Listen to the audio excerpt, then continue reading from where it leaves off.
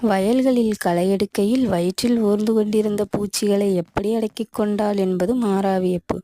மனைவிக்கு, மகளுக்கு, தோழிகளுக்கு அந்த நாட்களின் தேவைகளின் பொருட்டு மருந்து கடைக்குப் போக, தேநீர் கலந்து கொடுக்க, சிறு சிறு உதவிகள் செய்ய எண்ணெய் பணித்தவை அந்த லுங்கி சதுரங்கள்தாம். குளியலறை யரவாணத்தில் காட்சிப்படும் அவை விசேஷ நாட்களிலும் விருந்தினர் வருகையின் போதும் காணாமல் போய்விடுவது பேரதிசயம். அம்மாவும் ஒரு லுங்கி சதுரம்தான். அப்பாவுடைய, என்னுடைய, இன்ன பிற ஆண்களுடைய கறைகளை மனதில் யரவாணத்தில் யாரும் பாராமல் ஒளித்து வைத்தே இருக்கிறாள். நன்றிகள். பெண்களின் வலியை ஒரு ஆணாக இருந்து ரா. பூபாலன் ஐயா அவர்கள் மிகவும் சிறப்பாக கூறியிருக்கிறார். மிகவும் அற்புதமான படைப்பு. நின் நெஞ்சு நேர்பவள். அனைவரும் படியுங்கள்.